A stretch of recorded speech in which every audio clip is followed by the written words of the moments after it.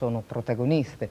Dopo la scomparsa di Vincenzina, moglie del boss Leoluca Bagarella, un'altra donna, Agata Di Filippo, sorella dei pentiti che hanno permesso la cattura del boss sabato scorso e a sua volta moglie del fratello di Vincenzina, ha tentato il suicidio. Sergio Criscuoli. 20 pillole di sonnifero per cercare la morte, per sottrarsi alla vergogna e alle vendette trasversali. Agata Di Filippo non ce l'ha fatta e ha tentato il suicidio. I familiari stamane si sono accorti che non si svegliava, è stata portata subito all'ospedale e se l'è cavata con una lavanda gastrica. La cattura di Leoluca Bagarella sta producendo una scia impressionante di misteri e di tragedie individuali. Agata Di Filippo, 27 anni, si trova in una condizione familiare insostenibile per chi deve soggiacere alle regole di Cosa Nostra. I suoi fratelli Pasquale ed Emanuele sono proprio i due pentiti di mafia che hanno consentito la cattura di Bagarella. E la donna 2 giorni fa si era rivolta agli organi di informazione per cercare di scavare un fossato fra il proprio destino e quello dei due pentiti.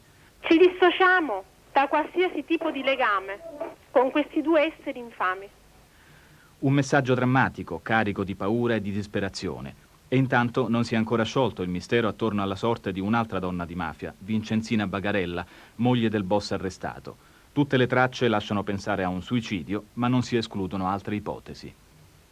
Il ministro di Grazia e Giustizia Filippo Mancuso non si dimette, anzi è partito per la Sicilia dove rimarrà 4 giorni. Il caso dunque è ancora aperto. Come sapete, il Presidente del Consiglio Dini, dopo aver tentato di evitare lo scontro diretto con il suo ministro, lo ha sconfessato ieri apertamente e ieri, sempre ieri, in tarda serata, Dini ha poi ricevuto Fini.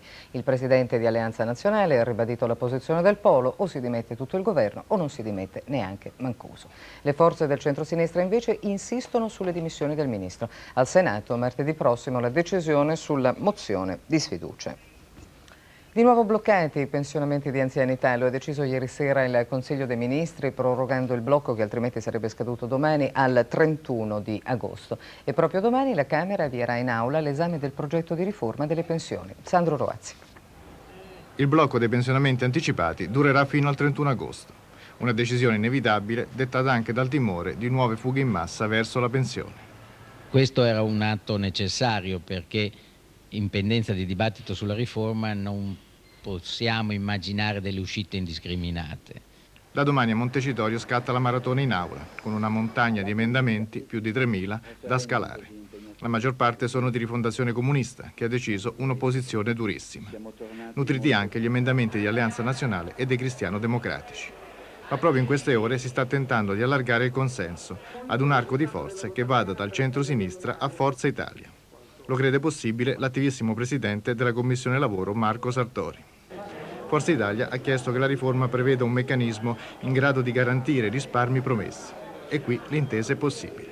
E sarà migliorata la normativa per i lavori usuranti e le pensioni di reversibilità. Quasi escluse altre ipotesi nel segno del rigore, avversate dai sindacati, come quelle di abbreviare il periodo transitorio al 2004 e di modificare le norme sul sistema di calcolo delle pensioni. Antonio Di Pietro, l'ex pubblico ministero del pool Mani Pulite di Milano, sarà chiamato come testimone nel processo al generale Cerciello? Il Tribunale di Brescia lo sta per decidere. Sentiamo per le ultime novità Giancarlo Zanella.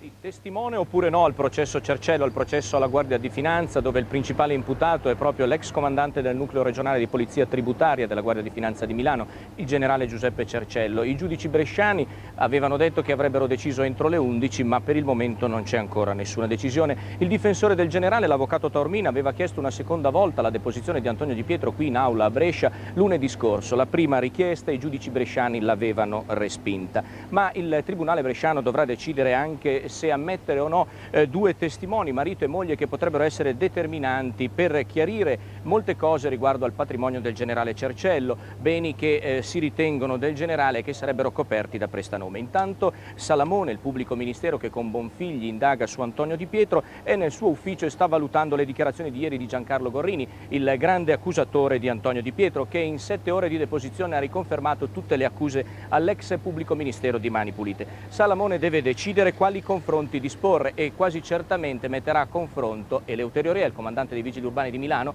e Giancarlo Gorrini. Rea aveva smentito Gorrini lunedì scorso. Linea Roma. Grazie Zanella. L'inchiesta sulle cooperative agricole aderenti alla Lega Coop, in corso a Mestre l'interrogatorio del capogruppo del PDS in Consiglio regionale Veneto, Walter Vanni. Sentiamo Giovanni Stefani.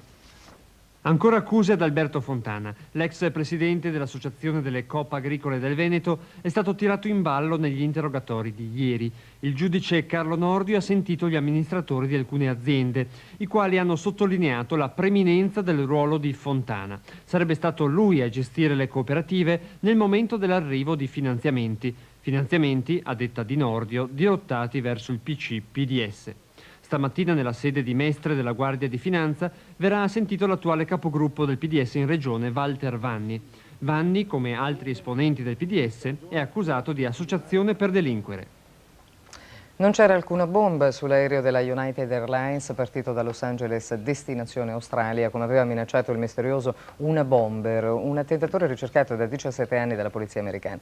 Dopo una lettera che annunciava un attentato su un aereo in partenza da Los Angeles, era arrivata la segnalazione appunto di Una Bomber che si trattava di quel volo, mentre era già in viaggio.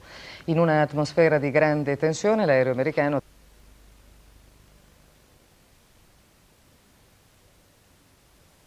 i prossimi 70 giorni insieme a 2 astronauti russi. L'equipaggio attuale della Mir, composto da 2 russi e un americano, tornerà invece a terra con l'Atlantis. Bene, pare che per restare giovani sia proprio vero, bisogna mantenere corpo e anima in costante allenamento. Lo insegna un arzillo e attivissimo 84enne che alla sua età è più attivo di un giovanotto. Vediamo di che si tratta. E questo è il segreto. Tenersi occupato, avere delle mete, saper mangiare anche no, le cose giuste, no? Esercizio fa molto bene. E cercare di evitare lo stress anche. Ma fare cose che piacciono. A me mi piace correre, nuotare, zappare, suonare, dirigere l'orchestra e quella è la mia vita. Cico Scimone, 84 anni, domenica scorsa ha conquistato a Siracusa il titolo di campione italiano di marcia per amatori. Un'altra medaglia per arricchire il già nutrito carniere di questa atleta che per sconfiggere la noia e mantenersi in forma continua a girare il mondo partecipando sempre a nuove gare, come salire i 1576 gradini dell'Empire State Building a New York. La mattina faccio circa un'ora e mezzo di marcia e finisco con un tuffo a mare. Beh, ma non è solo quel solo che allenamento che faccio, perché io vado in campagna e diciamo, sono in movimento dalle 6 del mattino fino a mezzogiorno, 6 ore di movimento. E poi la sera? E la sera suono a San Domenico, faccio piano bar, ma nel frattempo faccio arrangiamenti per l'orchestra, perché io dirigo l'orchestra Atletta di Taormina, facciamo delle prove, io mi tengo occupato minimo 15 ore al giorno. E a Taormina lo conoscono tutti, è un personaggio. È stata una tournée breve ma di grande successo. L'orchestra di Santa Cecilia ha partecipato alla festa delle Notti Bianche di San Pietroburgo, entusiasmando il pubblico con la straordinaria musica di Verdi. Ce ne parla Maria Grazia Capulli.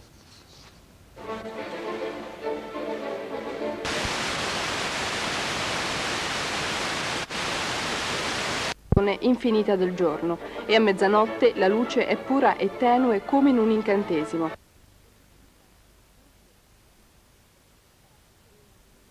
Un festival di musica classica.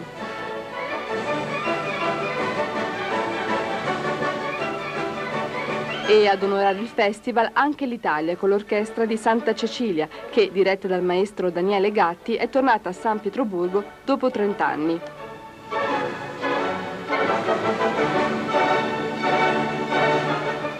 L'orchestra, nelle 2 serate alla sede della Filarmonica della città fondata da Pietro il Grande, ha incantato il pubblico con le musiche di Verdi, dalla Forza del Destino ai Vespri siciliani, da Luisa Miller al Nabucco.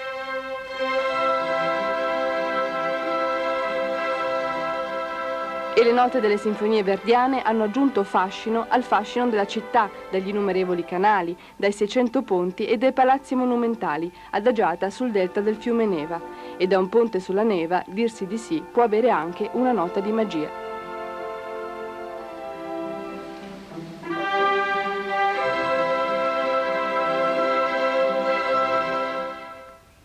Bene, note immortali, quelle di Verdi. Vi ringrazio per l'attenzione, l'appuntamento è a tra poco per l'edizione delle 13. A più tardi.